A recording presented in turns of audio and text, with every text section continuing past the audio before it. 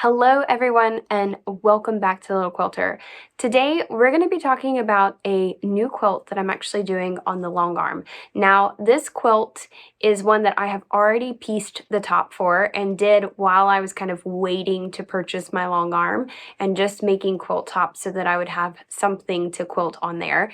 And the quilt is by Zen Chic, and I've seen two names for this quilt, so it's either called Twisted Geese or Spotted Geese. And I loved the colors of it. It's a very modern, as most of Zen Chic's designs are, but it's a very modern flying geese quilt. Now, the one caveat to this quilt is that when I decided to do this quilt, I loved the colors and the flying geese, everything about it, except for the size. So the size was not quite as big as I wanted it to be. And what I decided to do was, well, if you want to change the size of a quilt, there are usually two options. So option one is to put borders around the quilt. And I didn't really want to do this because I felt like it took away from the modern flow. So in this quilt, there were no borders and the design had no borders on it, and I wanted to stay true to that. The second thing would be to increase the size of the quilt block, but this was the roller that I used, so the wing clipper roller, to make my flying geese. And the problem was the size of this ruler is basically the largest size for the quilt block. So I really couldn't extend or make my quilt block bigger, as well as honestly, a flying geese this size for me was quite a bit of space, and I don't think I would have want to have gone bigger. So what I ended up doing, and I will show a picture of the quilt being a picture of the quilt where it's done, and then also a picture of what the design was supposed to look like. So I basically just extended it out in whatever fashion I thought looked better and added onto the quilt to make the quilt larger because I wanted just to have a bigger quilt than what was designed. Obviously, you don't have to do that. You can do the quilt as is, but for me, I just like to have really big quilts, and that was the most logical way to keep that design that was there alive and going. Now, the other thing about whenever I did this quilt was I did not purchase it as a quilt kit. So I actually just went online and looked for colors of yellow fabrics that I thought looked very modern and would go well together, as well as some black fabrics and gray. Some of these are Zen Chic's fabrics because she certainly has those, and I wanted to incorporate as much of those as I could. But some of the fabric line that she had used in that Twisted Geese fabric line were not in stock anymore, so I had to kind of ad-lib other fabrics into it. And I ended up, which I don't think I have too many, but I ended up adding a few purple colors to that gray line as well, which I know this doesn't look too purple, but there is a purple tone to it, as well as some darker purple gray ones too. Now, once I had my fabric design, I went through, laid everything out, and then added around the edges of it. And what I was left with were a lot of designs that are a flying geese that looked like this.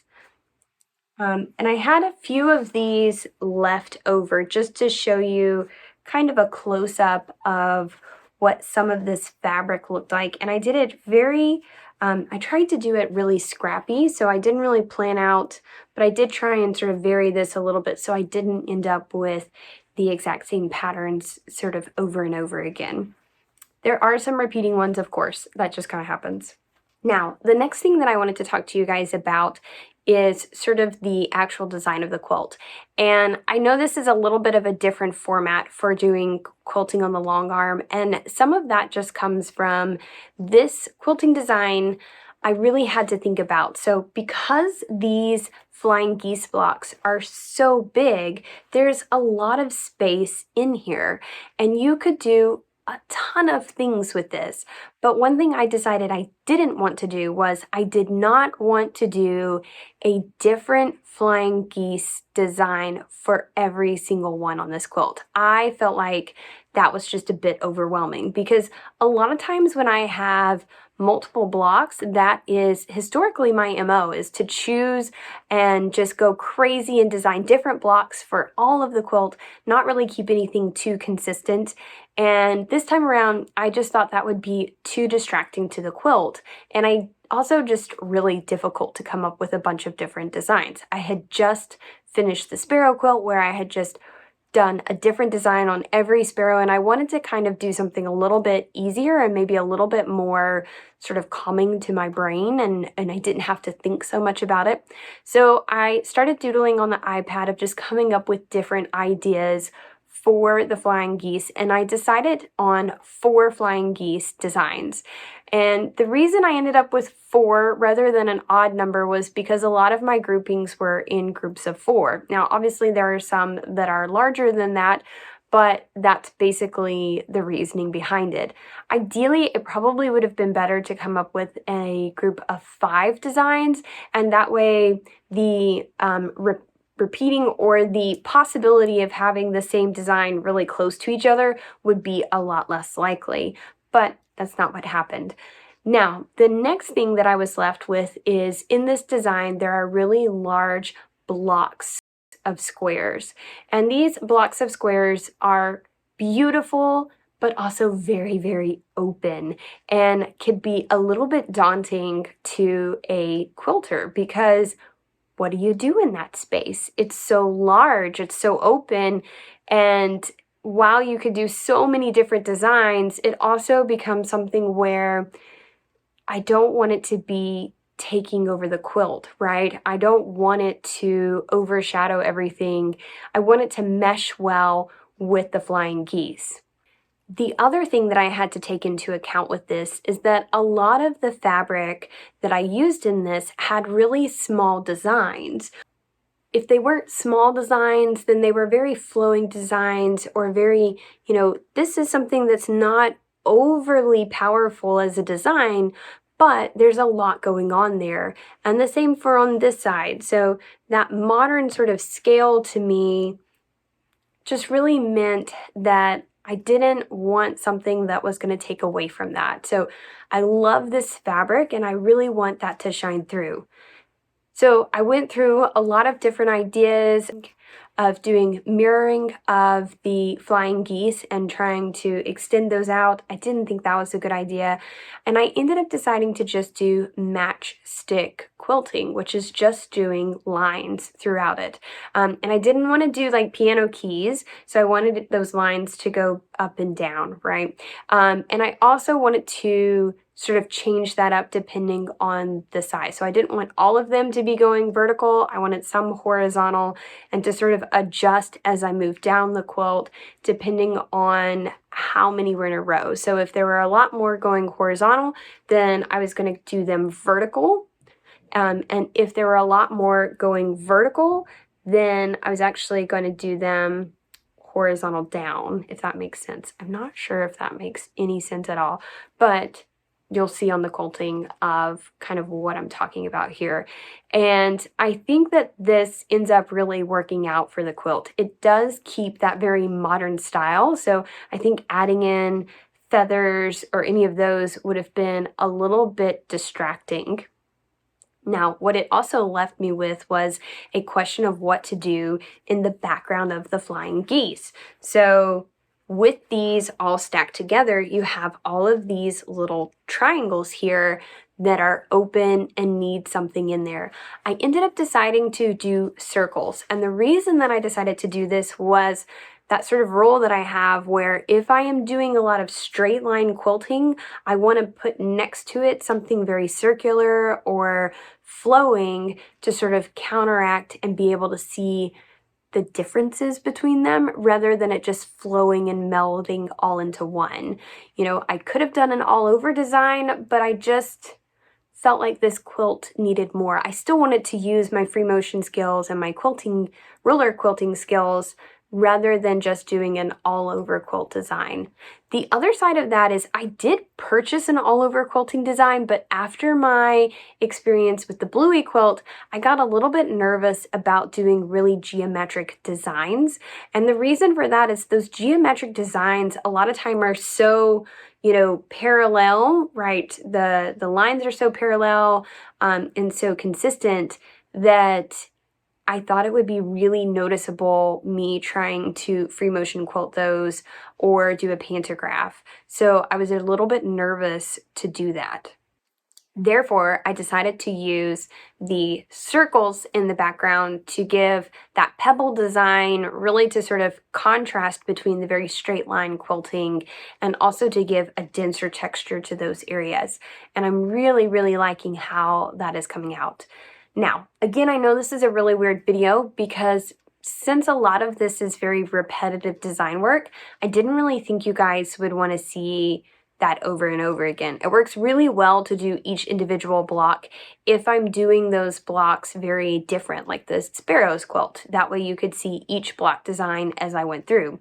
In this instance, watching me do the same quilt design over and over again or do straight line quilting seems a little bit much. So I'm going to do more of a montage with this and kind of show you guys how I did parts of the quilt, showing just sort of an overall view of it rather than going through each little nitty-gritty detail. But I do think you will be able to see multiple areas of the quilt in more detail, but just not every single stitch like I have done with other quilts. So if you like this design style or this video style, I guess I should say, let me know in the comments section.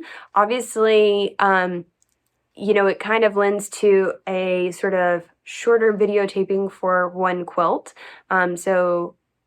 Some people might really like that. And there are a lot of YouTubers out there that do quilts this way where they show you in the one video the entire quilt. And that's not historically how I have done it. In this instance, I think it's going to work in the favor.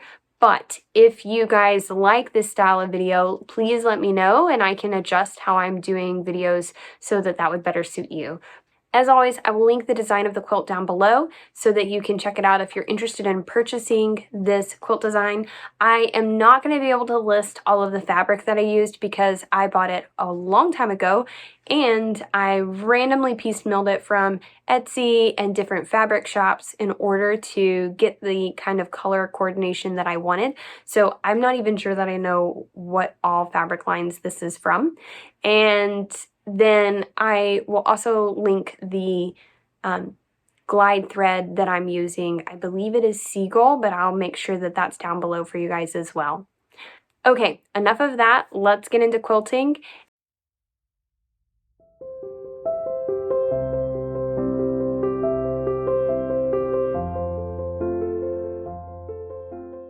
Hello everyone and welcome back to the Little Quilter. Today we are going to start working on this quilt here behind me. So this is the modified Spotted Geese quilt by Zen Chic. And but without further ado, we're going to jump into this. This is going to be a really modern quilt, so just a heads up for that.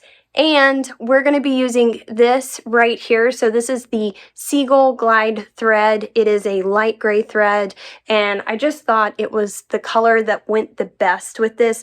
I was really close to using a cream tone, primarily because of these colors here that you have here, a lot of cream and light gray neutrals that really that sort of light cream colored thread blended really well. But with this quilt, I also have a lot of dark colors and I also have some dark purples in there. And the cream just popped a lot more than the gray thread. So that's why I decided to go with the gray thread. And that's enough of that. So let's go ahead and get into some quilting and I hope you guys enjoy.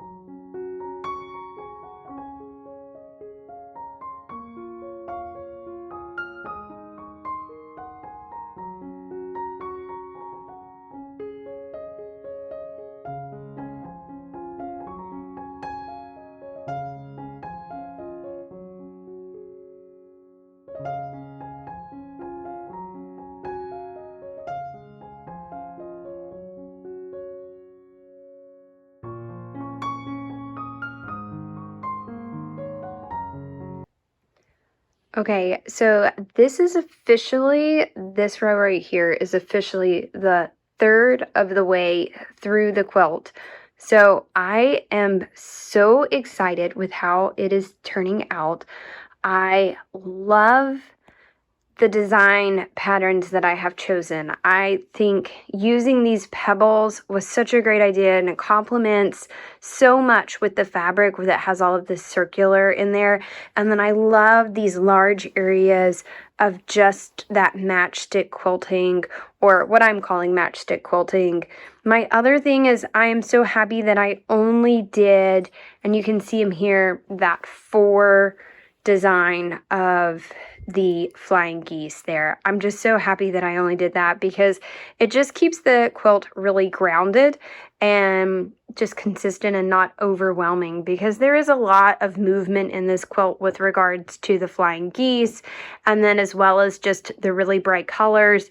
And then the fabric itself is just fairly busy as well. There's a lot going on with it. So I'm so excited by this. So, all right, let's move this quilt up and keep going here. All right, everybody, I have finished the quilt. and finally have got it done. I'm going to go ahead and take it off of the frame so that I can show you guys what it looks like laid out. Let's do that.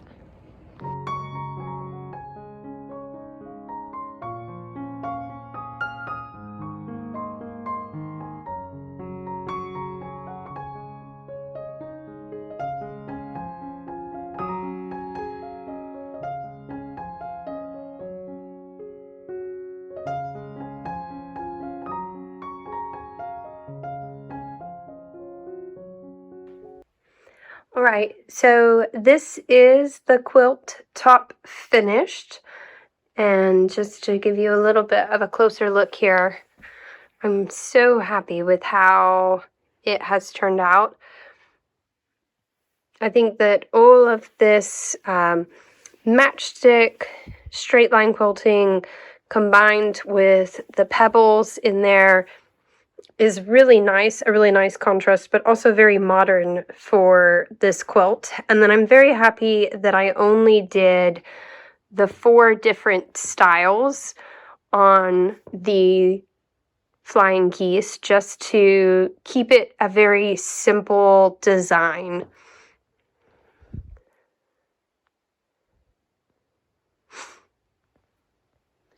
And then just to show you guys what the back of the quilt looks like here, this is what we're looking at, which I think looks pretty cool. I always feel like the back of the quilts are just so really, really cool compared to the fronts. Especially when it's a solid one like this and you can just see the fine details. So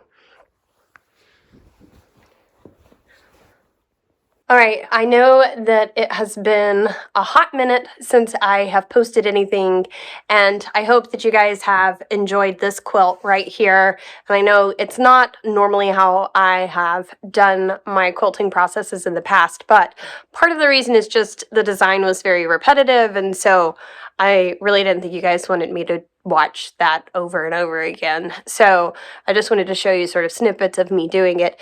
The other reason that it's been a minute since I posted is just that I had to do some continuing education and I was gone, and then I got sick, and so I was just not in a place where I could do filming my voice as well as just coughing. But now I am on the mend from that, and I have got this quilt done to share with you guys, and that also means super exciting that I have got the loom free. So I need to finish the quilt top for the Christmas quilt so that I can get to quilting that, and I'm so excited to start work on that. I want you guys to comment down below, and of course I will be doing a quilt review on this at some point in the future, and I hope you look forward to that. As always, have a wonderful day, and thanks for watching.